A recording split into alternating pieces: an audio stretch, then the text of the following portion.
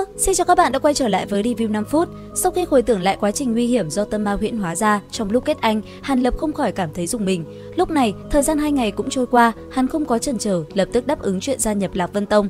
Nghe vậy, Trình Thiên Khôn và Lữ Lạc trưởng lão mừng không kể xiết, bọn họ lập tức đề xuất triệu tập tông nội đại hội, đồng thời cũng mời những tu sĩ cao cấp của các môn phái khác đến cử hành đại điển nhập tông cho Hàn Lập một cách long trọng.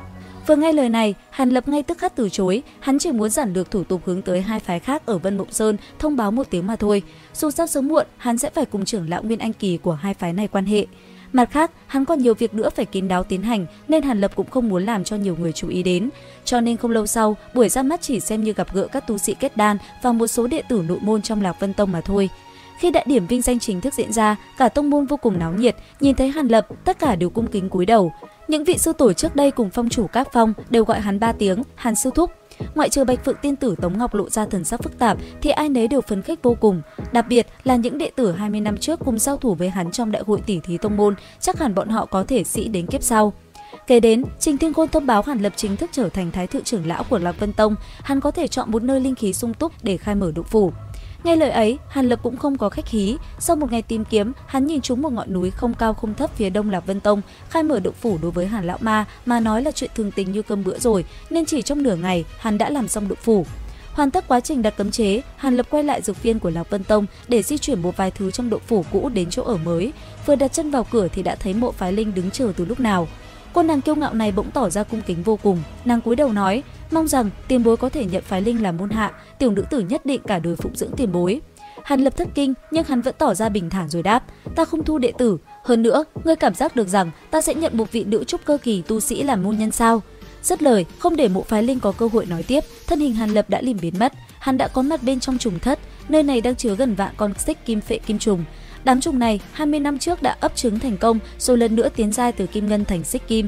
Vô luận năng lực cắn nuốt hay là mức độ cứng cỏi của thân thể, tân phệ kim trùng này cũng vượt xa tam sắc phi trùng. Hơn nữa, sau khi chúng tiến gần đến cảnh giới thành thục trên người bắt đầu tản mát ra một loại khí tức làm cho người ta kinh hãi. Một khi bản năng thích thôn phệ huyết thực nổi lên thì chúng trở nên cực kỳ hung tàn, so với trước kia quả thực không cùng một loại. Hắn tin tưởng nếu không phải là sớm đã thi triển thống thần cấm chế trên đám trùng này thì chúng tuyệt đối không chút khách khí cắn trả hắn. Không lâu sau, Hàn Lập di chuyển chúng cùng với linh nhạn chi thụ và cửu khúc linh sâm sang động phủ mới.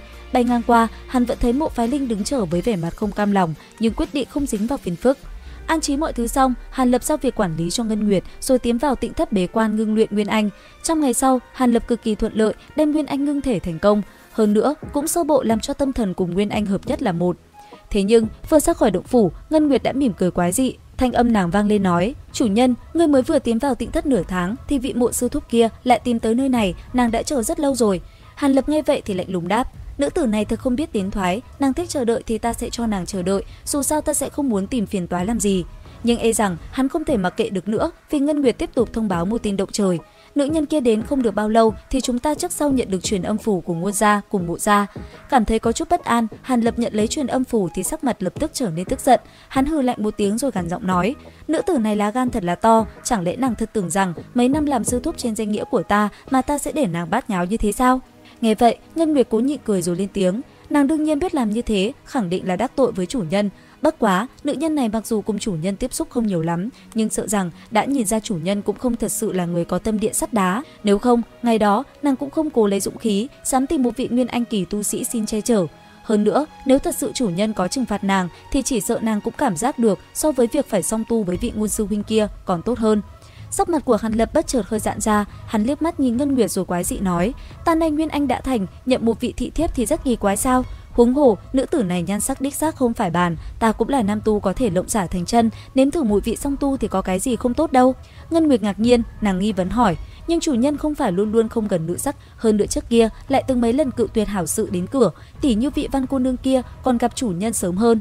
Nghe đến đây, Hàn Lập cao giọng đáp, trước kia là trước kia, bây giờ là bây giờ, lúc đầu tăng Nguyên Anh chưa thành, tu vi còn thấp, tự nhiên sẽ không có cái gì tâm tư tìm hoạn nạn thiếp. Nếu là Văn Tư Nguyệt bây giờ mà cho ta đụng tới thì ta tự nhiên sẽ không dễ dàng buông tha bỏ qua. Ngân Nguyệt nghe vậy, không khỏi lặng người, nhất thời không biết nói gì. Hàn Lập cũng không bàn luận tiếp nữa mà kêu gọi nàng gọi Mộ Phái Linh vào đây.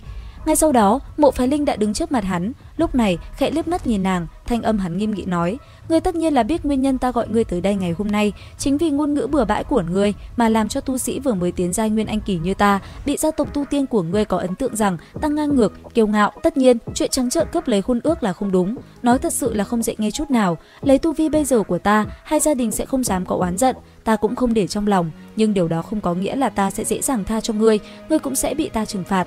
Theo các đạo hữu thì trừng phạt như thế nào mới là hợp lý? Comment ý kiến bên dưới phần bình luận cho mình biết với nhé. Đến đây thì cũng hết tập 158 Phàm Nhân Tu Tiên. Xin chào và hẹn gặp lại!